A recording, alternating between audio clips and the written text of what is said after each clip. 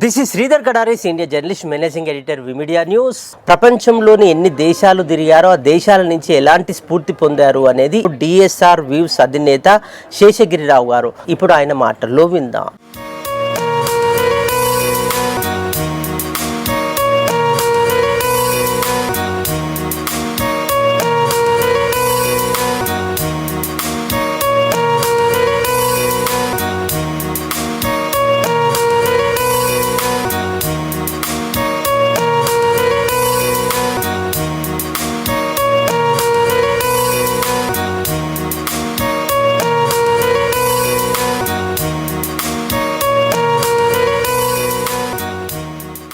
విదేశీ పర్యటనలో నేను Dubai, Malaysia, Singapore, China, Hong Kong ఇట్లా దేశాలు అన్నీ కూడా తిరగడం జరిగింది.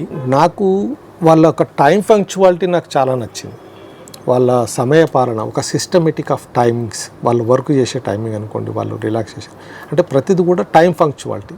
ఇవాళ వాళ్ళు మన భారతదేశం కంటే కూడా కొంచెం అడ్వాన్స్గా ఉన్నారు అంటే కేవలం time punctuality, systematic of life బాగా నచ్చింది నాకు. వాళ్ళ చాలా సంతోషాన్ని ఇచ్చింది.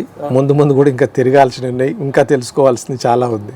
వియత్నాంలో కూడా ఉందండి, వియత్నాం కూడా చాలా బాగుంది. యాక్చువల్గా ఏమంటే అందరం కష్టపడుతున్నాము, అందరం పనిచేస్తున్నాము, దాన్ని డివైడ్ చేసుకొని దానికి ఒక క్వాలిటీగా మన కంట్రోల్, మన లైఫ్ని మన చేతిలో కంట్రోల్ పెట్టుకోవడం అనేది ఇంకా నేర్చుకోవాల్సింది ఉంది ఇంకా అనిపించింది నాకు అక్కడ తిరిగినప్పుడు.